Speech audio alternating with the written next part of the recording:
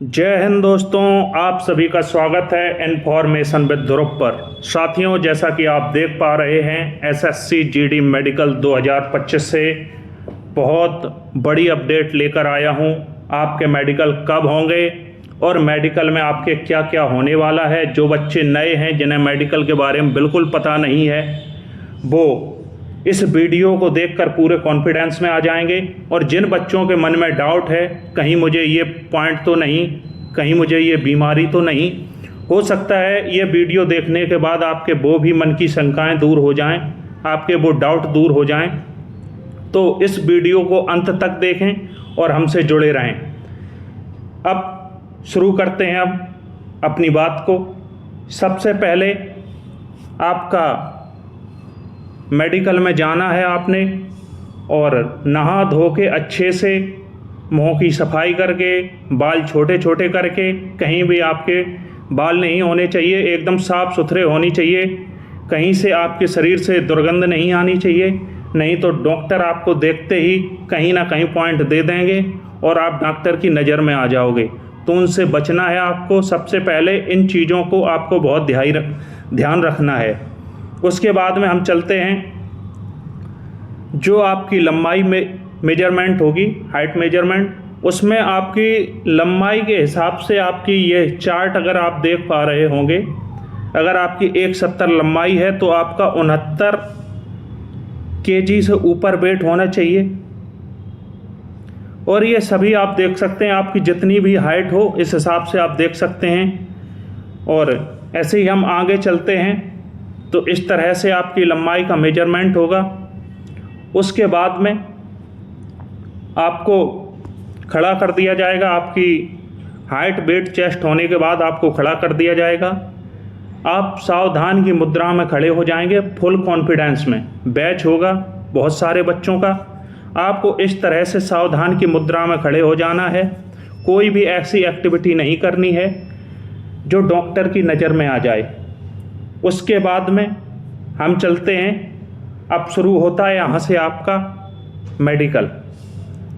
Medical में सबसे पहले आपकी आँख का टेस्ट होगा। आपकी आँख में कम से कम 6 मीटर की दूरी से, 6 मीटर की दूरी से आपको ये चार्ट पढ़ने को दिया जाएगा। जहाँ एक तरफ चार्ट लगा होगा, एक फौजी आपके पास खड़ा होगा और एक चार्ट के पास खड़ा होगा। वो चार्ट पे उंगली रखेगा या किसी डंडे स्केल से इशारा करेगा, आपको वो अक्षर को बताना है। उसके तुरंत बाद इसी में वो पूछेगा, आपकी एक आंख बंद करके और एक आंख खुली रहेगी। ऐसे ही दूसरी आंख जब बंद होगी तब दूसरी आंख खुली रहेगी। लेफ्ट राइट आंख का कॉम्बिनेशन बना के वो एक एक आंख को चेक करेगा। उसके बाद में आपका पेन पॉइंट चेक होगा। आपको पेन की नोक आपके बिल्कुल दोनों आँख के सेंटर में लाई जाएगी। उस आँख से आपको उस पॉइंट को देखना है। जिधर वो पॉइंट पेन का मूवमेंट करेगा उधर ही आपको आँखों से मूवमेंट करना है, बिना सर को हिलाए। ये आपकी आँखों के 2 पॉइंट हो गए। इसके बाद आँख का तीसरा पॉइंट है colour vision test. Colour vision test में अगर आप इस वीडियो को देख रहे हैं तो निश्चित रूप से आपको कुछ संख्याएँ दिख रही होंगी। जैसे ये 7 नंबर है, ये 13 नंबर है, ये 16 नंबर है, ये 8 नंबर है, ये 12 नंबर है, ये 9 नंबर है। मैं कई बार मेडिकल करा चुका हूँ, तो मुझे मेडिकल में कोई समस्या नहीं है। अगर आप में से किसी भी बच्चे को ये संख्याएं नहीं दिख रही हैं तो उसके भी उपाय हैं। आप हमें कमेंट बॉक्स में पूछ सकते हैं। आपको कुछ ऐसी ट्रिक बता सकते हैं जिससे आप मेडिकल में पास हो सकते हैं, क्योंकि ये जन्मजात बीमारी होती है। इनकी कोई दवाई नहीं है, केवल ट्रिक है। ट्रिक से आप इसे पास कर सकते हैं। इसके बाद में वैसे एसएससी जीडी में तो ये पॉइंट नहीं देखा जाता है, लेकिन देख भी सकते हैं, डॉक्टर के ऊपर है। आर्मी में ये मोस्ट इम्पोर्टेंट पॉइंट है। आर्मी का मोस्ट इम्पोर्टेंट पॉइंट है लेजर पॉइंट। लेजर पॉइंट में होता है, अगर आपकी आँख खराब है या आँख में कोई प्रॉब्लम है तो आपको एक टेंट के अंदर ले जाया जाएगा बारी बारी से सभी बच्चों को, और आपके आँख के ऊपर एक टॉर्च का फॉक्स डाला जाएगा। उस टॉर्च के फॉक्स के सामने आपको अपनी आँख को रखना है, उस फॉक्स के बिंदु को देखना है जहाँ से वो प्रकाश निकल रहा है। अगर आप उस प्रकाश को लगातार देखते रहते हैं जब तक आपका टेस्ट चलता है, आप उस टेस्ट में सफल हो जाते हैं। अगर थोड़ी सी भी आँख इधर उधर करते हैं, तुरंत आपको वहाँ पे पॉइंट दे दिया जाता है। इसलिए आप ये भी देख लें, अगर आपके घर पे ऐसी कोई टॉर्च हो तो आप ये लेज़र पॉइंट भी चेक कर सकते हैं। इसके बाद निकट दृष्टि दोष होता है आँख में, आपको एक अखबार पढ़ने के लिए दिया जाएगा। अखबार पढ़ते ही आपके 2 पॉइंट क्लियर हो जाएंगे। पहला आपका निकट दृष्टि दोष और दूसरा आपकी आवाज़, हकलाना या रुकना या कोई भी ऐसी है कि सांस फूलती है, पढ़ने में घबराहट, ये सब बातें पता चल जाती हैं। तो अखबार से आपके 2 पॉइंट क्लियर हो जाते हैं। इसके साथ ही हम तीसरे पॉइंट पर चलते हैं। आपकी नाक, यह डीएनएस पॉइंट होता है जिसमें नाक की हड्डी टेढ़ी होती है या इस प्रकार आपकी नाक का मांस बढ़ जाता है जिससे आपको प्रॉब्लम होती है। ये भी एक पॉइंट बनता है। तो इसके भी उपाय हैं। अगर आपको ये प्रॉब्लम है, आपकी नाक की हड्डी टेढ़ी है या मांस बढ़ा हुआ है, अभी मेडिकल में समय है तो आप इसे ऑपरेशन से सही कर सकते हैं। इसके साथ ही अगला पॉइंट है आपका कान का पॉइंट। कान में जैसे कि आप देख रहे होंगे, इस मशीन की डालकर आपके कान की पर्दे को देखा जाता है। कान में आपके में मैल नहीं होना चाहिए, रूसी नहीं होनी चाहिए, कान का बहना, कान में सूजन, ये सब चीज़ें कान में नहीं होनी चाहिए। कान बिल्कुल साफ़ सुथरा होना चाहिए। हो सके तो मेडिकल से 15 या 20 दिन पहले, मेडिकल से 1-2 दिन पहले नहीं, कम से कम 15 या 20 दिन पहले आप किसी कान के डॉक्टर को अपना कान दिखा लें, उसे बता दें हमारा SSCGD का मेडिकल है और हमें कान में ये प्रॉब्लम लग रही है। अगर प्रॉब्लम नहीं भी है तब भी तो 250 रुपये लगेंगे। आप कान के डॉक्टर के पास चले जाएं, उसे कान दिखा लें, इससे आपका डाउट क्लियर हो जाएगा। और आप अगर हमसे पूछेंगे तो 1-2 डॉक्टर हमारे भी पास हैं, जो भी आसपास के बच्चे हैं आप हमसे कमेंट करके पूछ सकते हैं, तो मैं भी उन डॉक्टरों का आपको सजेशन दे सकता हूं, आप उन्हें जाकर दिखा सकते हैं। अब इसी के साथ अगला पॉइंट आता है दांत का पॉइंट।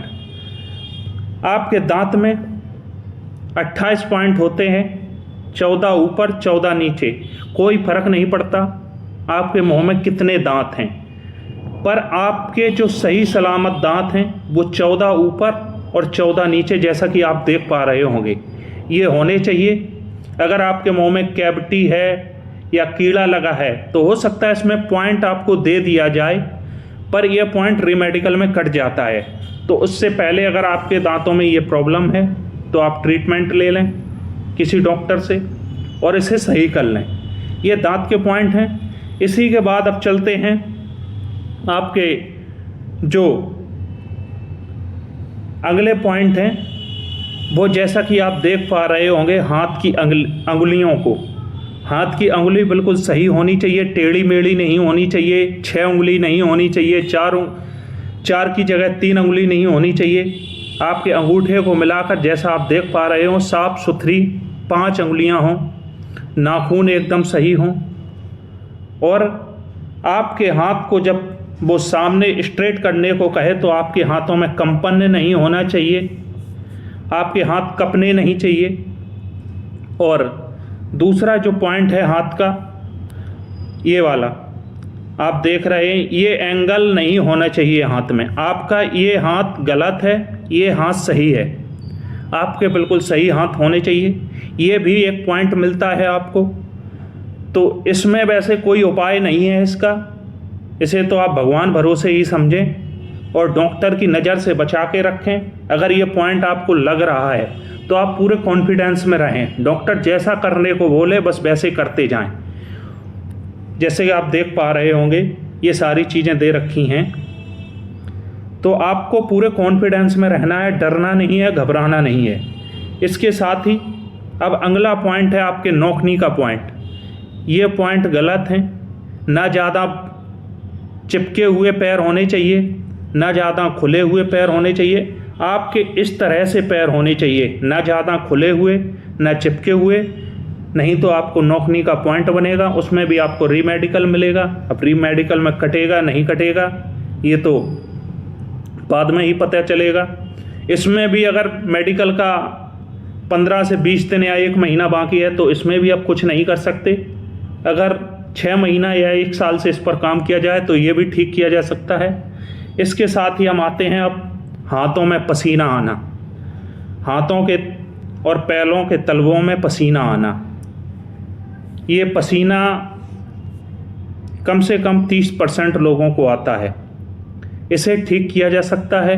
इसके भी उपाय हैं, आप हमसे कमेंट बॉक्स में पूछ सकते हैं, आप हमारे टेलीग्राम ग्रुप से जुड़ सकते हैं, हम वहाँ पर इनका उपाय बताएंगे। आप वैसे इन्हें ठीक करके मेडिकल पास हो सकते हैं। हमेशा के लिए ठीक नहीं होगा पर मेडिकल पास हो सकते हैं आप। इसी के साथ दूसरा पॉइंट आता है हमारा फेफड़ों का पॉइंट। आपके फेफड़े स्वस्थ होने चाहिए, उनमें कोई इन्फेक्शन नहीं होना चाहिए, इसलिए आपको बहुत तेज़ी से गिनती पढ़ने को दी जाती है। आप 1 से 20 तक गिनती पढ़ें। अगर आप 1 से 20 तक गिनती पढ़ने में आपको खांसी आती है, सांस फूलती है, तो आपके फेफड़े स्वस्थ नहीं हैं। इसलिए आप जो भी धूम्रपान वगैरह कर रहे हो, अगर आपको तैयारी करनी है आगे जाके मेडिकल कराना है तो ये सब चीज़ें अभी से छोड़ दें और अपने फेफड़ों को स्वस्थ रखें। इसके साथ अगला पॉइंट जो हमारा आता है रीढ़ की हड्डी का पॉइंट। तो रीढ़ की हड्डी का पॉइंट सबसे ज़्यादा उन बच्चों में मैंने देखा है, मैंने अपना 5 वर्ष पहले मेडिकल कराया था तो कम से कम मैंने बहुत बच्चों को देखा था, उनमें किसी के रीढ़ की हड्डी अंदर की तरफ होती है और किसी की रीढ़ की हड्डी बाहर की तरफ निकली हुई होती है। ये सबसे मेजर प्रॉब्लम पाई गई हैं ये जिम करने वाले बच्चों में। जिम करने वालों की हड्डी या तो बहुत भीतर चली जाएगी या जो नॉर्मल रहेंगे उनकी हड्डी बाहर आ जाएगी। तो आपकी न तो हड्डी अंदर होनी चाहिए, ना हड्डी ज़्यादा बाहर होनी चाहिए, ना हड्डी का टेढ़ा होना चाहिए। आपकी हड्डी बिल्कुल सीधी हो, इसका भी आप ध्यान रखें। और जब तक आप ऐसी तैयारी कर रहे हैं जहां मेडिकल हार्ड है तो आप ऐसी हड्डियों की एक्सरसाइज से बचें जिम में, जिससे हड्डी अंदर की तरफ मूव करती हो। अब अगला पॉइंट आता है हमारा फ्लैट फुट का। फ्लैट फुट ये भी एक जन्म से ही होता है आप में, इसे भी ठीक नहीं किया जा सकता, पर कुछ उपाय हैं जिनको अपनाकर आप फ्लैट फुट को सही कर सकते हैं, मेडिकल पास कर सकते हैं। पर वो कितने कारगर होते हैं वो आपके ऊपर डिपेंड करता है कि आप उन्हें कितने अच्छे से करते हैं। और फ्लैट फुट आप अपना घर पे भी चेक कर सकते हैं। नॉर्मल जगह गीली हो वहाँ से निकलकर आप सूखी जगह में अपने पैर रखें। अगर आपके पैर का निशान ऐसा बन रहा है तो आप पूरी तरह से सही हैं, नॉर्मल पैर है आपका। अगर पूरा ये कवर कर रहा है, ऐसा पैर बन रहा है, तो आप फ्लैट फुट के आवेश में हैं। तो ये फ्लैट फुट हो गया। अब हम चलते हैं वेरिकोज नस के तरफ। ये नस आपकी पैर में निकलती है, पैर की जांघ से शुरू होती है, एड़ी तक ये कहीं भी निकल सकती है। ये आपके नॉर्मल पैर हैं, ये फर्स्ट स्टेज है, ये सेकंड है नस का, ये थर्ड है, ये फोर्थ है। फोर्थ स्टेज में ये बिल्कुल बाहर आ जाती हैं। पर आर्मी में ये फर्स्ट स्टेज और एसएससी जीडी में ये फर्स्ट स्टेज भी नहीं चलता है मेडिकल में, क्योंकि वहाँ पर वो इतनी बारीकी से चेक करते हैं। इसमें कम से कम आप पे 50 से 100 बार जंप करवाएंगे। जब जंप करते करते आपकी इन नसों में फूलना शुरू हो जाएगा, फिर इन पर स्केल मार के इन नसों को बाहर निकाल लेते हैं। अगर आपके नॉर्मल पैर हैं तो आप 50 की जगह 100 बार जंप कर जाएं, आपको कुछ नहीं होगा। अगर आपके वेरिकोज है तो वो 50 बार क्या 10 बार में ही बाहर निकल कर आ जाएगी। तो इसके भी उपाय हैं, इनके भी ट्रीटमेंट हैं, आप वो ट्रीटमेंट को अपनाकर मेडिकल पास कर सकते हैं। और अगला पॉइंट है हमारा प्राइवेट पार्ट से लेकर। प्राइवेट पार्ट में आपके हार्निया, हाइड्रोसील, सूजन और कई और पॉइंट होते हैं, वो सब नहीं होने चाहिए। हार्निया में आपको रीमेडिकल मिलेगा और कुछ पॉइंट तो ऐसे हैं जो देखते ही आपको उनमें अनफिट कर दिया जाता है। रीमेडिकल में भी आपकी कोई सुनवाई नहीं होती है। और अंत में हमारा जो पॉइंट है वो है टैटू से संबंधित। आपकी टैटू पॉलिसी पता होनी चाहिए। गवर्नमेंट जॉब में जो मेडिकल होता है उसमें टैटू की पॉलिसी क्या है, उस पॉलिसी के अनुसार ही आपके टैटू होने चाहिए। और मैं तो ये कहता हूँ जब तक आप तैयारी कर रहे हैं किसी भी तरह का आपके हाथ पर टैटू नहीं होना चाहिए, बॉडी पार्ट पर कहीं भी आपके टैटू नहीं होने चाहिए। दोस्तों, मैं आशा करता हूँ अगर आपको ये वीडियो पसंद आया हो तो प्लीज़ चैनल को लाइक शेयर सब्सक्राइब करें और ऐसी ही जानकारी को पाते रहें। और अगर आपका कोई भी डाउट रह रहा है तो आप हमें कमेंट बॉक्स में पूछ सकते हैं। हम आपको टेलीग्राम ग्रुप की लिंक डिस्क्रिप्शन में देंगे, आप वहां से हमारे ग्रुप में जुड़कर हमसे पूछ सकते हैं। तो इसी के साथ साथ आप सभी का बहुत बहुत धन्यवाद। सभी को जय हिंद, जय भारत, बेस्ट ऑफ लक। और हो सकता है आपके मेडिकल आपको नवंबर या दिसंबर में देखने को मिल जाएं। इसी के साथ साथ सभी को बहुत बहुत शुभकामनाएं।